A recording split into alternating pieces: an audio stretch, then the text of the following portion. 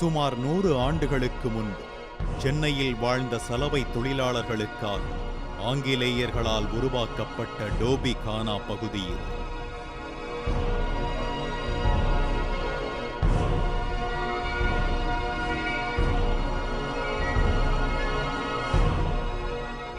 உருவாக்கப்பட்ட நாளில் இருந்து சென்னை மாநகரம் பல்வேறு மாற்றங்களை கண்டுள்ளது. ஆனால் சென்னையின் மைய பகுதியில் அமைக்கப்பட்டுள்ள சலவை தொழிலாளர்களுக்கான இந்த பணியிடம் கடந்த 100 ஆண்டுகளாக எந்த ஒரு பெரிய மாற்றத்தையும் எதிர்கொள்ளவில்லை.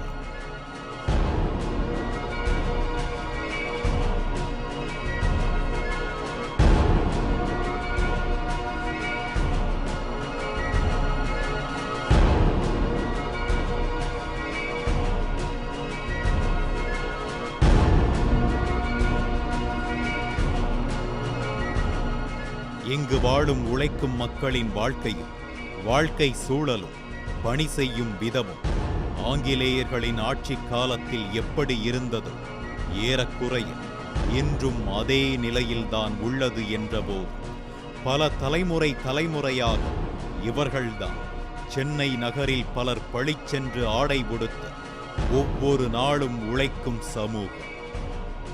எங்களுடைய முன்னோர்கள்லாம் முதல்ல பள்ளமாக இருக்கிற இடத்துல இங்கே ரொம்ப வேலை செய்யும். அப்புறம் ஆங்கிலேயர் இருக்கும் காலத்தில் ஊர் போகிறன்றது இதை பார்த்துட்டு இப்படியெல்லாம் இருக்கும் செய்யக்கூடாது, நாங்கள் உங்களுக்கு கார்பரேஷன் மூலியமாக கட்டித்தரோன்னு சொல்லிட்டு அவங்க கார்பரேஷன் அப்போ இருக்கிற corporation 1902 corporation Chennai corporation of Madras.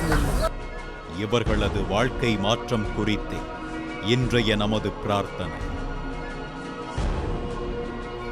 அதிகாலை முதலே துவங்கியது இவர்களது அன்றாட பணி. சென்னை நகரின் பல்வேறு பகுதிகளில் இருந்து சலவைக்காக கொண்டு வரப்பட்ட துணிகள் அனைத்தையும் அதன் தன்மைக்கேற்ப பகுத்து பிரிப்பதுடன் துவங்குகிறது இவர்களின் பணி. பகுக்கப்பட்ட துணிகளை ரசாயன கலவையில் நனைத்து பின்பு அடித்து துவைக்கும் பணி தொடங்கிவிடுகிறது. அதிகாலை தொடங்கியது என்றபோது துணிகளை அடித்து துவைக்கும் பணி பல நேரங்களில் உச்சி வெயிலை தாண்டியும் நடத்தப்படுகிறது. பரம்பரையாக செய்து பழகிய தொழில் என்பதால் வயது முதிர்ந்த நிலையிலும் இவர்களின் வயிற்றுப் பசியை போக்க உதவும் ஒரே தொழில் இதுவாகவே உள்ளது.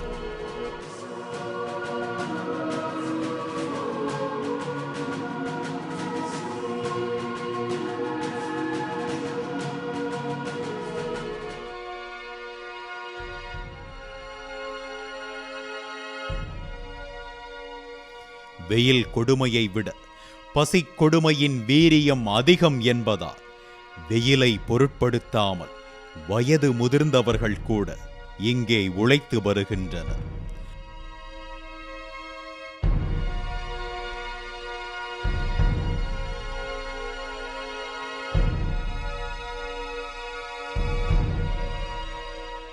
சலவை தொழில் இச்செயலுடன் முற்று பெற்று விடுவதில்லை. பல படிநிலைகளை எட்டும் இத்தொழிலில் இது தொடக்க நிலை. துவைத்து காய வைத்த துணிகளை இஸ்திரி செய்வது இத்தொழிலில் மிக முக்கியமான ஒரு படிநிலை. பல 100 மூட்டை துணி குவியல்களுக்கு மத்தியில் கடினமான வாழ்க்கை தொடர்ந்து கொண்டே வருகிறது. 24 மணி நேரமும் இயங்கி வரும் இப்பகுதி துவைத்த துணிகளை இஸ்திரி செய்யும் வேலைக்கென்று ஒதுக்கப்பட்ட ஒரு இடம். விவரம் தெரிந்த நாள் முதலே நெருப்பு கொட்டப்பட்ட இஸ்திரி பெட்டியுடன் இன்று வரை இதையே தனது வேலையாக செய்து வருகிறார்.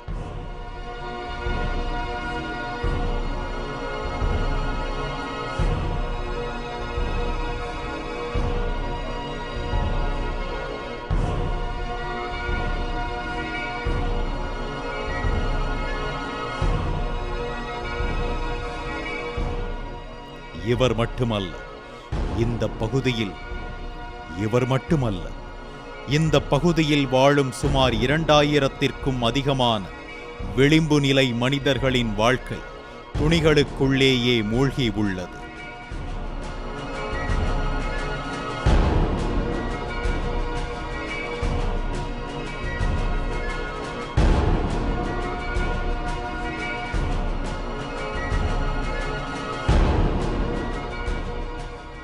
அழுக்குத் துணிகளை துவைத்து உலர்த்தி இஸ்திரி செய்து அதனை உரியவர்களுக்கு கொடுக்கும் இவர்களின் உதவி கொண்டே சென்னையின் நகர மக்கள் பளிச்சென்ற ஆடையில் பவனி வருகின்றனர்.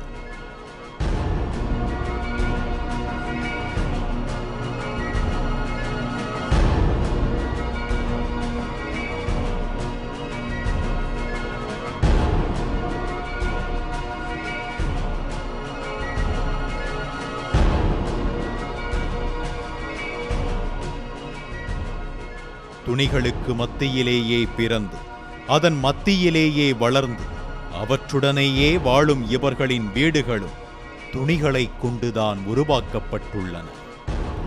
வீடு என்ற பெயரில் இவர்கள் வசிக்கும் இடத்தில் துணிகள் மட்டுமே தடுப்புச் சுவர்.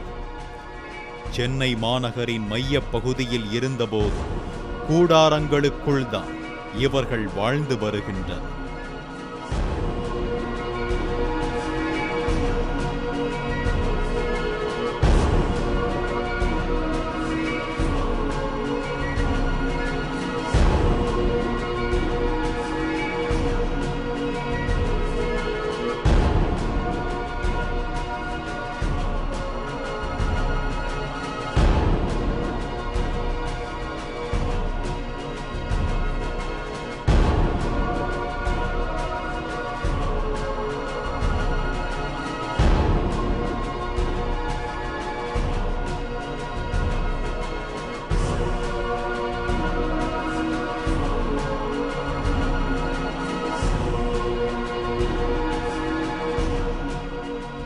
இவ்விளிம்பு நிலை மனிதர்களின் எதிர்கால சந்ததியினரின் வாழ்க்கை மாற்றத்திற்காகவும் 100 ஆண்டுகளாக எந்த மாற்றத்தையும் எதிர்கொள்ளாத இவர்களின் வாழ்க்கை மாற்றப்பட வேண்டும் என்பதோடு